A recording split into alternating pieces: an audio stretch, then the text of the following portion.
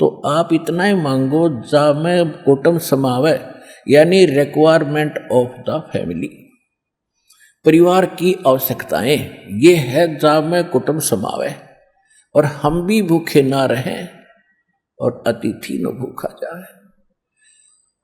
फिर देगा आपको, और फिर रहो मालिक के वचनानुसार चलो। फिर कैसे, जैसे परमात्मा कहते हैं, चिड़ी चोंच भर ले गई नदी न घट्यो नीर, दान दिए धन घटे नहीं, यूं कह रहे साहिब कबीर। परमात्मा अपना साइन कर रहे हैं इस वाणी को बोल करके, कह रहे साहिब कबीर कि दान करने से धन नहीं घटेगा, ये नियम है परमेश्वर का।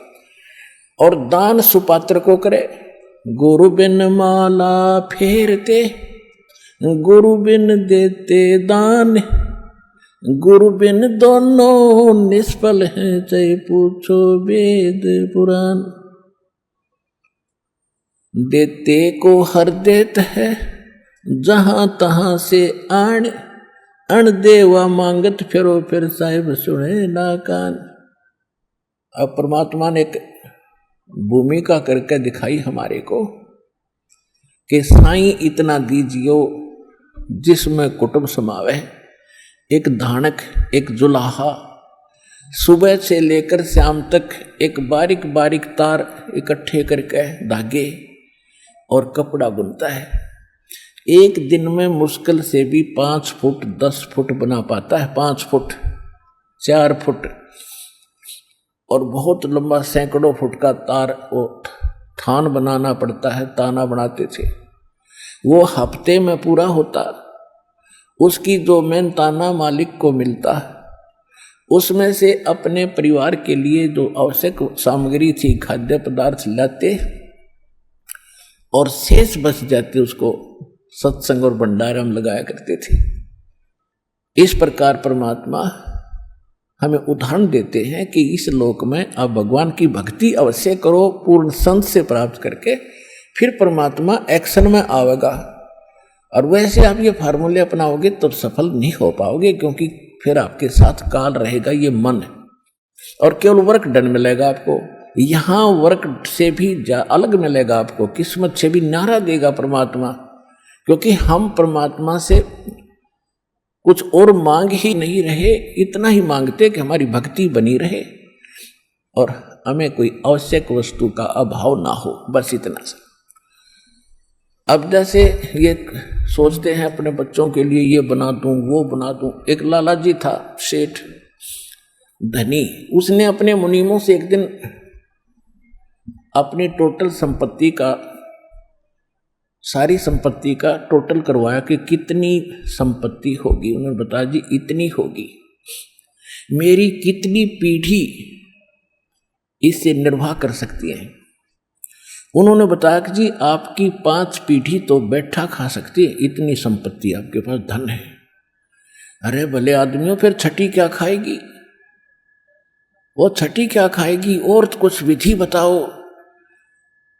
तो उन्होंने कहा जी साधु संत बताते हैं, उनके सत्संग सुनने चाहिए। तो सत्संग में बताया गया कि भाई दान करे, जब धन चाहे तो दान करे, और दान से धन घना मिलता है। और दान में जैसे साधु संत भक्तों को जो दान कराया जा, वो ज्यादा लाभ देता है। जैसे यहाँ तो सारे साधु संत आते हैं, भगत, असली भगत तो यहाँ आते। फिर भी जो भी जैसा मालिक के नाम पर कहीं के जंगलों में झोपड़ियों में बैठे थे साधु भक्त, तो पिछले संस्कारी होते, पिछले पुण्य उनको प्रेरित करते हैं, तो वो कहीं ना कहीं बैठ कर राम राम करते ही रहते हैं। लेकिन भविष्य का चार्जर उनके पास है नहीं, पिछले पुण्यों उनके पास हैं, जिस कारण से प्रेरित होकर के इतना बड़ा फैसला लिया, जंगल में बैठे या कहीं भी कोई साधना कर रहे हैं।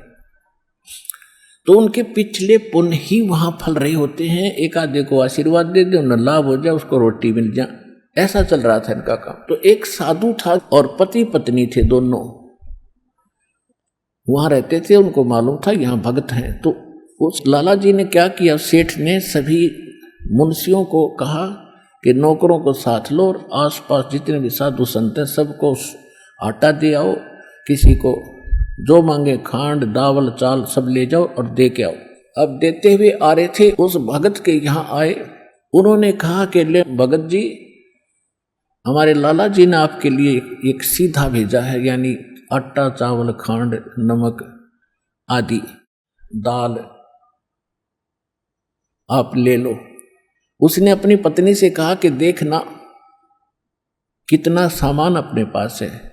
उसने कहा जी शाम का है, दिन में गई थी, शाम का हमारे पास है। शाम का है? कहा जी। उन्होंने कह दिया भी हम नहीं लेते, हमारे पास शाम का सामान है। तो वो कहने लगे, भगत फिर कल भी खा लियो। बोला कल की कल देखी जाएगी, अब नहीं ले हम। बोले कमाल की बात है। उन्होंने नहीं लिया तो वापस लेकर आ गए। वो सेठ ने पूछा तुम दे के क्यों नहीं आए? वो एक और वहां भी था, उसने गिन रखे थे, सारे गिनवा रखे थे। उसने कहा जी उन्होंने ये नहीं लिया। क्यों नहीं लिया?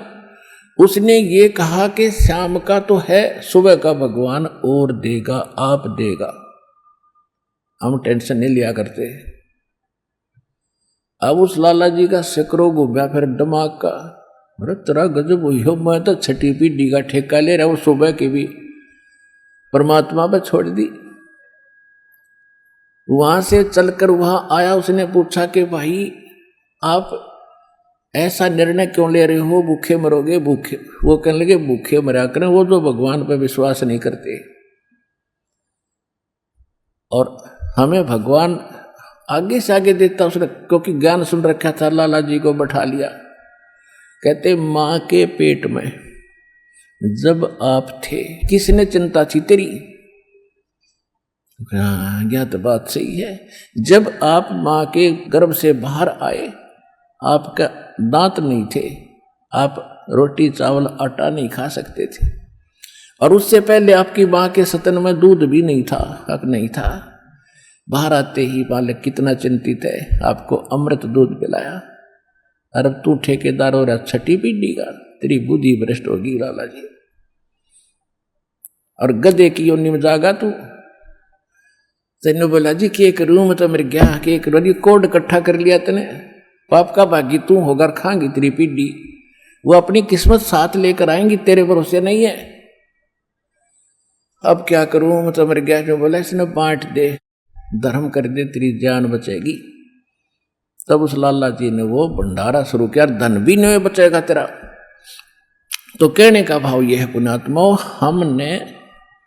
हम तो बहुत लंबा चौड़ा हिसाब लाए बैठे हैं, एक पल का भरोसा नहीं। देखो अंत में आपने इस स्थिति में आना पड़ेगा, और जिस स्पीड पर आप चले इसका कोई अंत नहीं। आज किसी के पास एक प्लाट है और थोड़ा सा जुगाड़ होते नहीं, सोचे एक और लूं, और फिर और जुगाड़ हो गया तो एक और लूं, वहां थोड़ा सा ठीक मिल रहा है, रेट ज्यादा होने वाले हैं, वहां भी दाव लग गया तो 30 चौथा और दूसरे शहर में ले लूं, इतने मृत्यु हो जाएगी, और फिर कुत्ता बन के वहां घूमया करेगा सैर सपट्टे करता। यह बात आपने याद रखनी पड़ेगी, 101% सत्य है। अब जो आपको दास ने परमात्मा की वाणी सुनाई थी कि सुरपति दुखिया भूपति दुखिया, अरे रंग दुखी बपरीति हो। अब सुरपति देवताओं का राजा इंद्र बहुत दुखी, इसका इतिहास पढ़ के देखियो इंद्र का पुराणों में। कहते हैं एक बार एक ऋषि ने इसको श्राप दे दिया इंद्र को, उसका स्वर्ग उजड़ गया, और इंद्र मांगता फिर जंगल में धक्के खा रहा। और फिर कभी देखते हो राक्षसों ने चढ़ाई कर दी, देवताओं का राक्षसों का लठबाज रहा है, झगड़ा हो रहा है, और मृत्यु के बाद फिर इंद्र गधा बनता, गधा।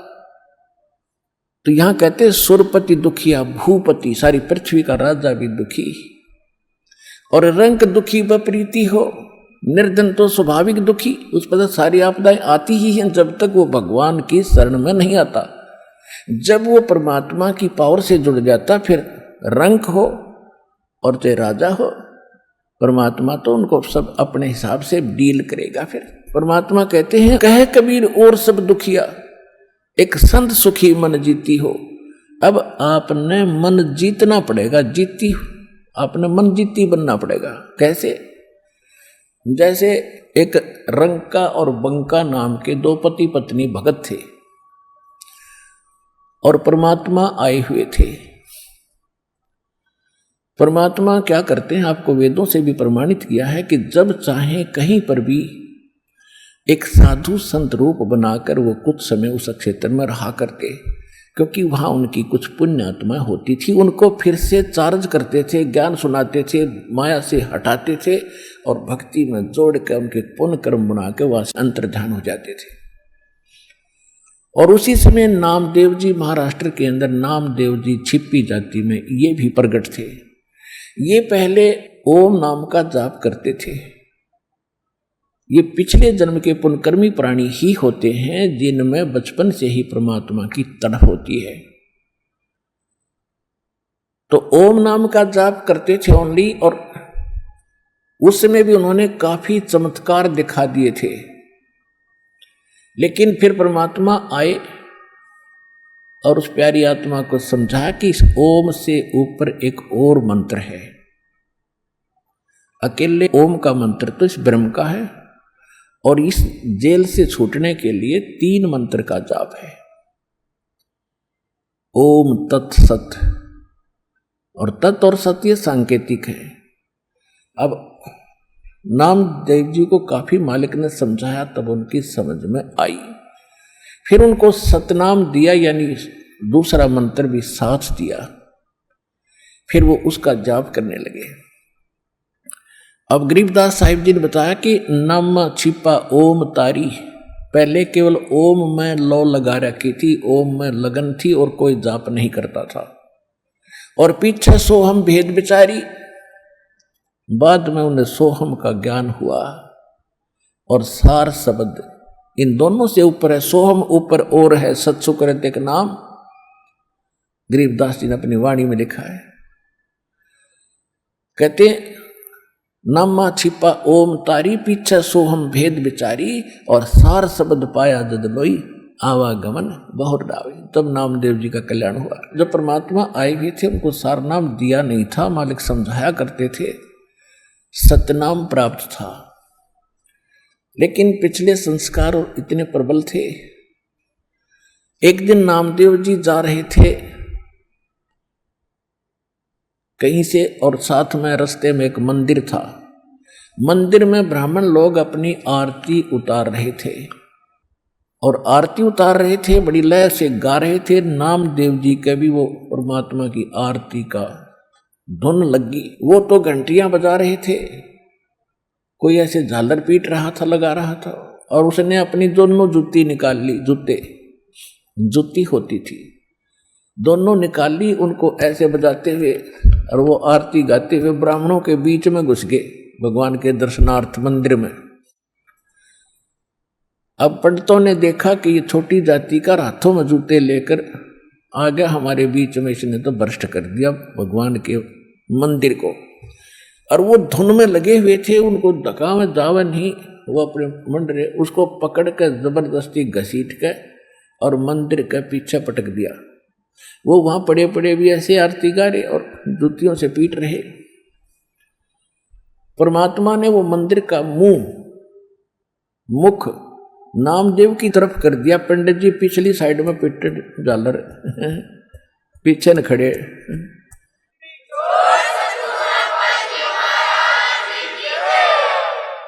अब नामदेव जी चले गए रंका और बंका, और एक उनकी लड़की थी वंका। नामदेव जी रंका और वंका के घर अधिक जाते थे, क्योंकि वो भी परमात्मा के शिष्य थे।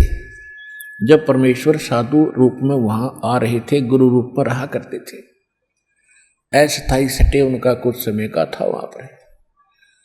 तो जो ही वो उस रंका बंका के घर गए नामदेव जी, और वो लड़की उन भक्तों की, रंका और बंका की,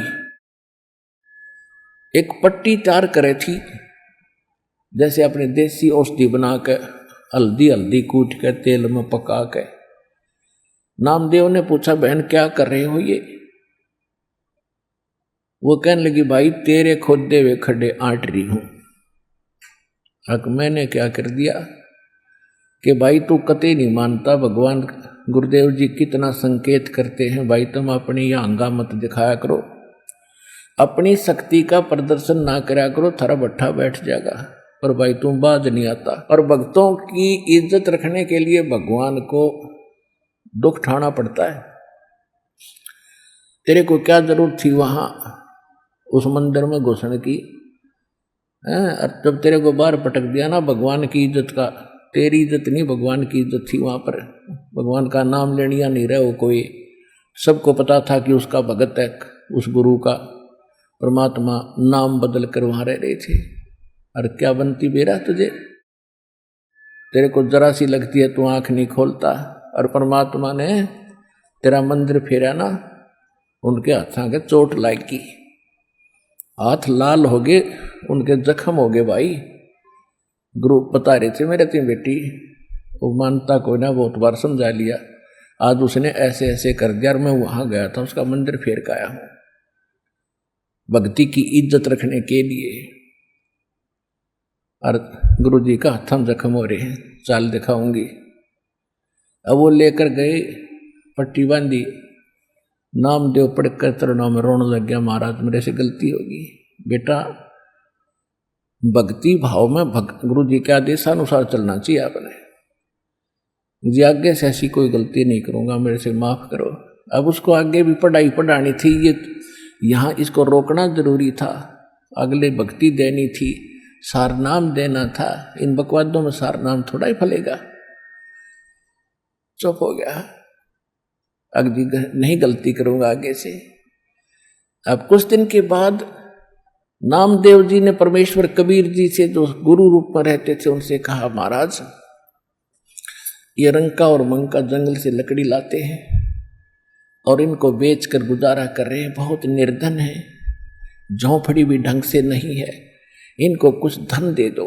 परमात्मा बोले, भाई ये धन ना लेते, मैं देना चाहता हूं, ये नहीं लेते, इनको तो विष दिखाई दे है ये धन। तो नामदेव कि उनका थोड़ा सा ठीक गुजारा था, कहने लगे नहीं जी थोड़ा बहुत तो गुजारा होना चाहिए इनका, कुछ तो दे दो। परमात्मा बोले, भाई ना लेते ये, क्यों गुरु जी को हम चाहे परमात्मा आ जाए, क्योंकि तो विभिन्न रूप में होता, तो हम बेशक सारा कुछ मानते हैं, फिर भी नहीं रहे गुरु जी तो गुरु जी हैं। तो कहने लगे जी कुछ तो देना चाहिए इनको। अच्छा बेटा ले आज देता हूं, तू मेरे साथ चल। अब क्या किया परमात्मा ने, अपनी सिद्धि शक्ति से गहने सोने के आभूषण अच्छे बनाए, चांदी के सोने के, और आजा भाई इनके रास्ते में डाल देंगे, ठा ले जाओगे। हाँ जी सही बात है। वो लकड़ी लिए आ रहे थे, वह बंका पीछे थी, रंका आगे आगे आवा था, सिर पे लकड़ियों का बंडल था। वो 100 फुट पीछे थी, 100-150 फुट, रंका आगे आ गया था। क्या किया रास्ते में, वो सोने के आभूषण डाल दिए और नामदेव और परमात्मा एक झाड़ी के पीछे बैठ गए। अब जब वो निकट आया रंग का, उसने पीछे देखा कि मेरी पत्नी आ रही है। पत्नी औरत के अंदर आभूषणों की घनी कसक होती है, और कहीं ये किसी का धन पड़ा देखकर नीत ना डबोले, डूब जा कदे अपना कर्म धर्म बिगाड़ लिया, उस पर पैर से मिट्टी डालने लग गया। अब उसने देखा बंका ने, क्या हो गया पति का, खड़ा क्यों हो गया। उसने ध्यान से देखा, कहाँ ये तो इस कारण से कर रहा है। वो कहने लगी, चलो चलो जी क्यों मिट्टी पर मिट्टी डाल रहे हो, चलो चलो क्यों मिट्टी पर मिट्टी डाल रहे हो। उसके पास से दो निकल के, देखा भी नहीं उसको। तब परमात्मा बोले, बोल भाई नामदेव कैसे ढूंढने ना लेते। अब नामदेव ने सोचा भाई उसकी बुद्धि इतनी ही काम करे थी कि जी और कोई तरीका अपना लो। अच्छा भाई और भी तू कहेगा, हम वो अपना लेंगे। एक दिन क्या था, सत्संग हो रहा था, परमात्मा सत्संग कर रहे थे, रंका और बंका ये दोनों सत्संग सुनने चले गए, नामदेव भी वहीं बैठा था। उधर से क्या हुआ, वो लड़की घर पे थी और वो बाहर बैठी थी चारपाई पे। उस झोपड़ी में आग लग गई। वह दौड़ी दौड़ी आई लड़की के, माताजी पिताजी, माताजी पिताजी। कहा क्या हो गया बेटा? कि झोपड़ी में आग लग गई।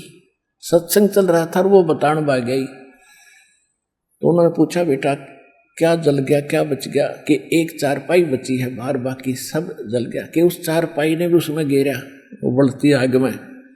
राजा बेटी सत्संग सुन ले, मैं चारपाई ने ठोकर वह ना होती तो सत्संग में बात ना आनी चाहिए बेटी। आग लगो झोपड़ी का, इसने भी गिरा उसके माँ। और यह झोपड़ी ना होती तो सत्संग में बात आ तो ना आती। तुमने ध्यान भंग कर दिया, इतना आनंद आ रहा था। तो कहने का भाव ये है पुण्यात्माओं, फिर नामदेव की आंखें खुली, रत गजब ये भगत ऐसे होने चाहिए। और फिर परमात्मा ने इतना सुंदर मकान बना दिया उनका। कहते नुक्ते ऊपर रिज जाएगा, 1 करोड़ कर्म जल जाए तुम्हारे। तो हमने भगत बनना पड़ेगा भगवान से लाभ लेने के लिए। बकवादों से बात बने को नहीं, इतनी सी बात है।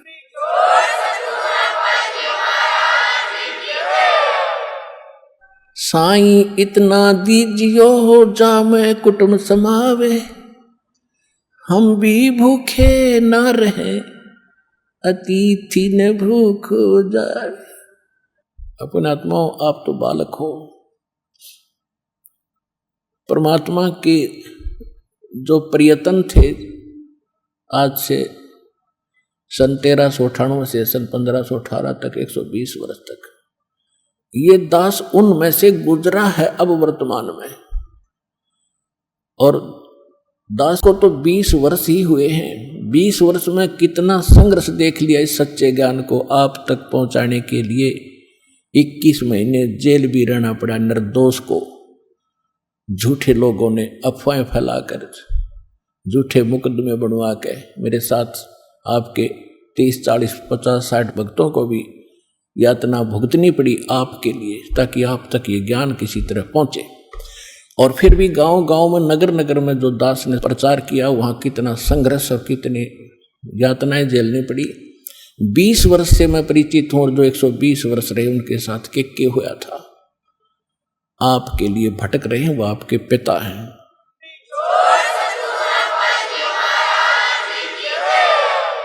और आपने काल की भांग पी रखी, माया की। आपका यो नशा उतरता कोई ना। इस गंदे लोक में सड़न लग रहे हो और सब अपने आप में टीटी पा करे हैं। थोड़ी सी पोस्ट मिल गई, कोई बन गया छोटा सा अधिकारी, ने सोचा बस हो गया सब कुछ।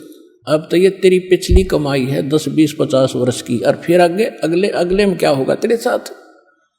फिर पीछे तू पशुआ की जय गद्दा बैल बनाई, ये 56 भोग कहा मन भोरे कि तक कुरडी चढ़ने जाए।